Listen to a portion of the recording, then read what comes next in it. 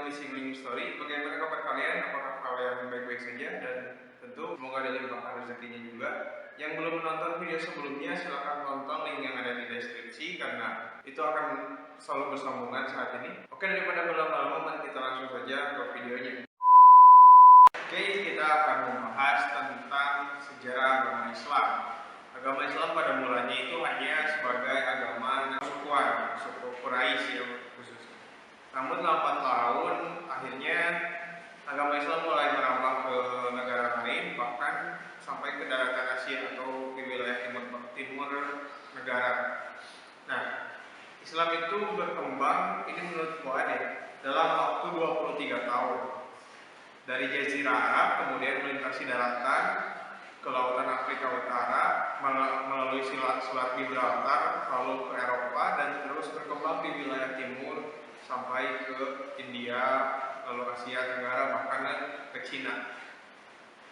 Bangsa Arab ini dikatakan bisa dibilang nomaden ya, jadi berpindah-pindah yang termasuk dalam rumpun Kaukasoid dalam sub-Mediterranean yang meliputi wilayah sekitar Laut Tengah, Afrika Utara, Armenia, Arabia, dan Irania. Bangsa Arab kuno yang dulu itu sekarang sudah tidak ada sama sekali, itu Arabia, di mana Arabia ini disebutkan dalam beberapa prosa kuno, dan biasanya Arabia ini adalah dihuni oleh bangsa Ad. Pada zaman Nabi Hud, Rab al-Khaliq, bangsa Arab menurut ahli sejarah ini ada 4 ya kalau yang sekarang.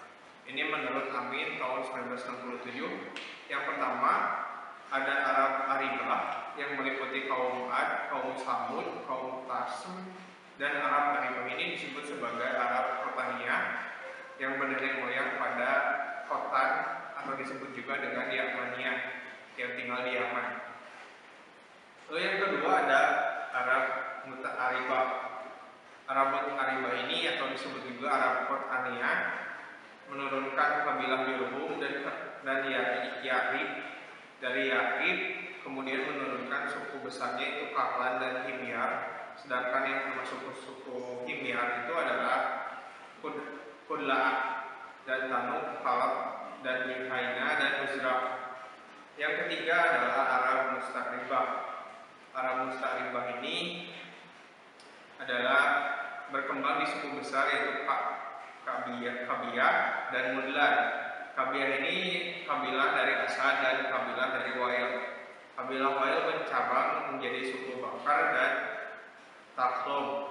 Mudlan ini bercabang menjadi Kais Alian dan menurunkan marga Hawazin, Sulaiman, dan kabilah Tamim. Nah, masyarakat Arab ini atau orang-orang Arab ini dulunya sebelum adanya Islam masih bertumpu pada satu suku saja. Jadi misalnya ada suku Quraisy, ada suku kaum Ad, Samud, dan itu terpisah semuanya.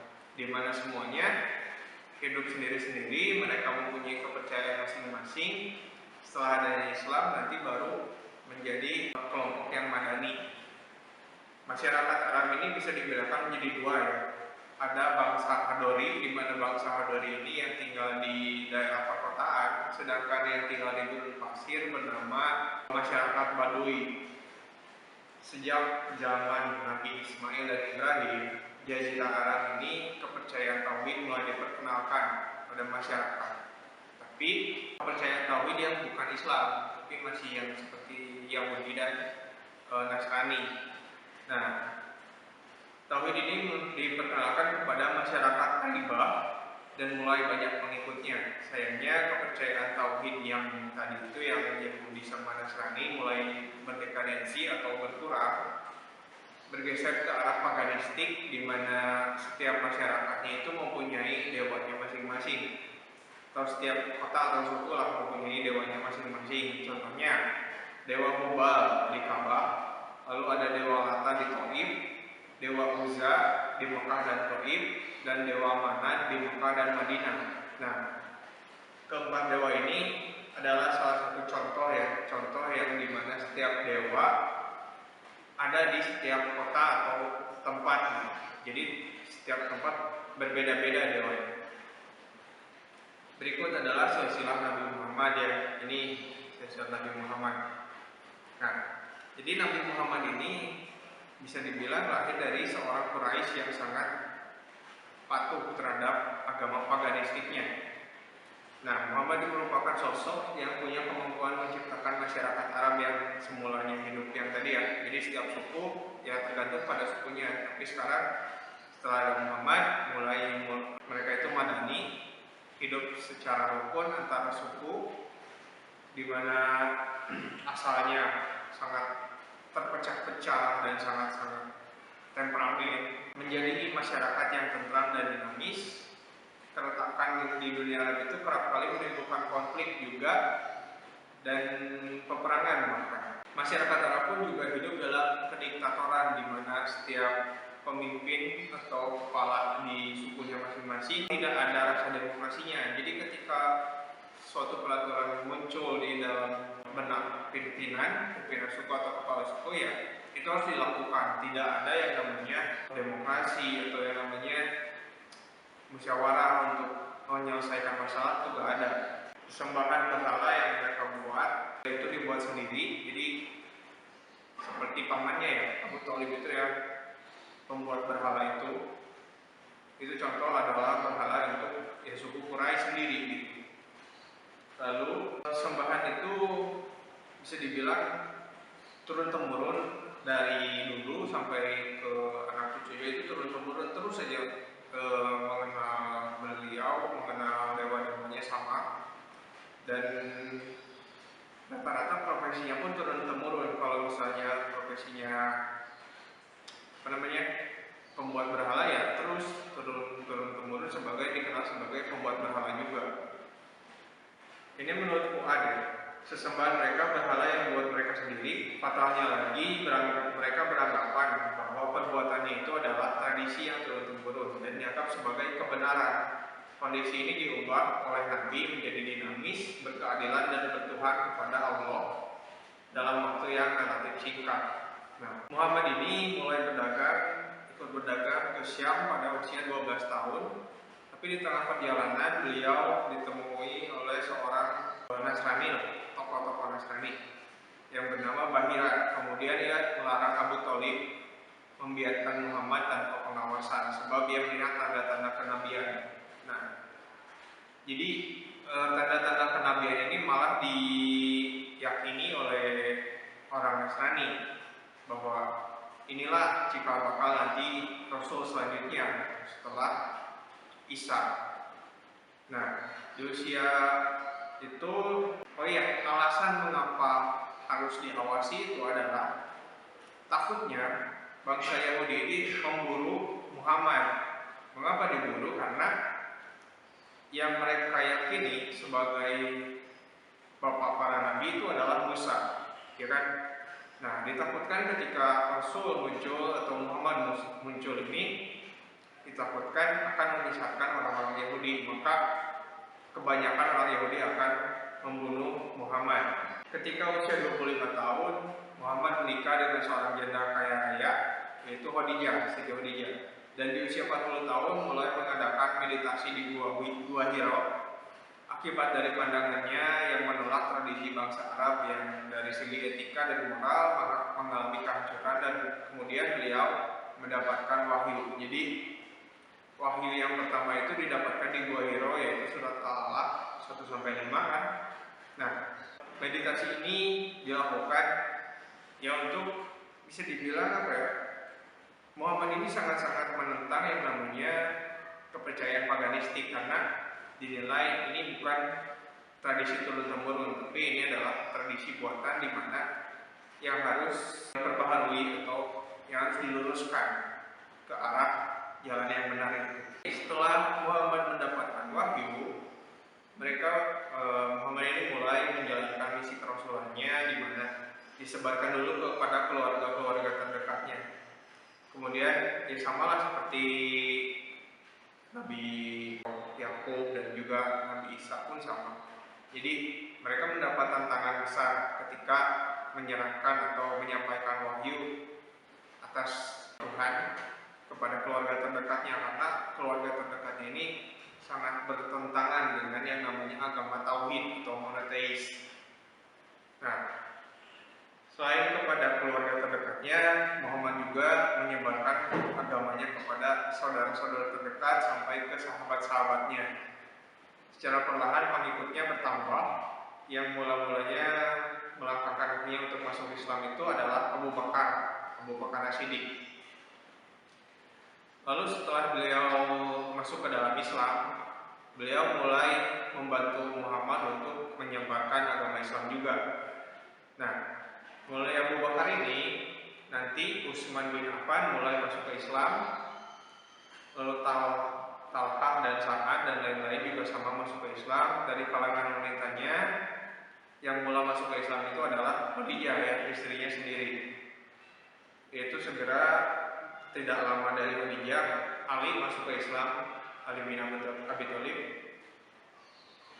Dari golongan anak-anak berumur 8 tahunan. Jadi Ali saat itu masih umur 8 tahun tapi sudah mulai masuk ke Islam. Lalu ada juga anak Abu Thalib juga. Nah, ajaran Muhammad ini dipandang memberikan kebebasan kepada umat manusia dan menjadikan manusia itu sederajat, jadi antara laki-laki dan perempuan, lalu antara yang kaya dan miskin juga sama, jadi satu derajat. Asalnya kan penuh dengan kediktatoran, di mana yang berkuasa itu adalah orang-orang yang mempunyai kekuasaan seperti pemimpin atau kepala suku. Nah, kalau sekarang mulai berubah lebih ke arah demokrasi. Dan karena inilah suku Quraisy yang berkuasa merasa kekuasaannya dan pengaruhnya dieliminasi oleh ajaran Islam. Ini menurut Haikal tahun 93. Jadi ketika bangsa Quraisy atau suku Quraisy ini menganut paganismenya, datang seorang Muhammad lahir dari seorang Quraisy. Sayangnya Muhammad tidak menyebarkan lebih baik paganisme, tapi Muhammad mendapatkan wahyu dari Tuhan, wahyu dari Allah untuk menyebarkan Islam sehingga mempengaruhi bangsa-bangsa sendirinya, yaitu suku Quraisy itu. Jadi itulah kenapa mulanya agama Islam dinilai sebagai agama suku Quraisy. Lalu sekarang menurut Lathrop Strada, agama Islam ini berkembang dengan pesat kurang dari 100 tahun. Pengaruhnya membentang dari Indonesia hingga ke Indus. Karena yang pertama, keadaan umum di timur atau di Asia Barat secara politik dan keagamaan mulai mengalami dekadensi. Yang pertama ya tadi, jadi agama Yahudi, Nasrani itu mulai berdekadensi pada saat itu, sehingga Islam mudah masuk. Dan inilah cikal bakal nantinya akan adanya zaman kegelapan atau Dark Age di Eropa. Lalu yang kedua, karakter Arab ikut mengembangkan Islam dengan pesat, yaitu karakter yang sifatnya militan, lalu pekerja keras, senang menyambut tamu, jujur dan mudah mempercayai orang. Itulah karakter-karakter Arab yang ikut ke dalam penyebaran Islam. Yang ketiga, hakikat Islam itu sendiri yang rasional, di mana mengajarkan namanya keadilan, menjunjung toleransi, dan menghormati kedudukan perempuan, cinta damai, berlaku adil terhadap musuh. Jadi Islam itu dianggap saat itu adalah agama yang paling rasional, karena berdekatan dengan zaman kegelapan atau di mana semua keputusan itu timbul dari gereja. Islam datang menyebarkan suatu kerasionalan, bisa dibilang yang mendekati ilmu filsafat saat itu. Nah, itulah yang dibutuhkan oleh masyarakat Eropa. Lalu yang kedua juga mengajarkan keadilan. Keadilan ini maksudnya tepat menempatkan sesuatu sesuai dengan porsinya. Lalu yang ketiga menjunjung nilai toleransi, jelas, karena dalam penyebarannya pun di Arab, Rasul itu Muhammad itu sangat menjunjung toleransi. Terlebih bagaimanapun caranya dia tempuh untuk mengajak semua kaumnya masuk ke Islam dengan segala perbedaan, tapi tetap tujuannya masuk ke Islam. Lalu yang ketiga adalah menghormati kedudukan perempuan, jelas karena di Islam itu yang namanya perempuan sangat dihormati ya. Ini bukan menjadi sebuah perbedaan antara negara lain, agama lain, tapi kedudukan perempuan saat itu, saat berdekatan dengan dekadensi agama tauhid lainnya, Islam adalah agama yang masih kuat tingkat toleransi terhadap perempuannya. Lalu yang selanjutnya adalah cinta damai, jelas, dan berlaku adil terhadap musuh. Maksudnya, ketika memang Islam harus menjalankan perang ya perang gitu. Tidak ada yang namanya kecurangan. Jadi misalnya jalannya perang ya lihat situasi, lihat medan perangnya, ya memang harus dilakukan di medan perang. Tidak boleh ada yang dilakukan di belakang medan perang. Jadi secara persenjataan lalu yang lain-lain pun Islam selalu menjunjung keadilan. Ketika musuhnya tertangkap sebagai tawanan perang pun tidak dijatuhi hukuman seperti layaknya binatang, tapi layaknya manusia yang ditawan secara perang gitu. Itu mungkin sedikit tentang perkembangan agama Islam pada awal mulanya di daratan Arab sampai ke bisa menyebar ke Eropa dan sampai ke India atau Asia Tenggara.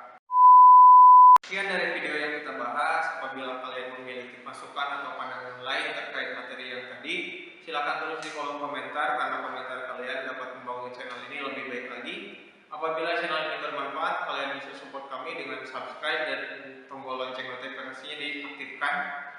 Jangan lupa follow Instagram kami yaitu Missing Link Story. Saya pamit undur diri. Assalamualaikum warahmatullahi wabarakatuh.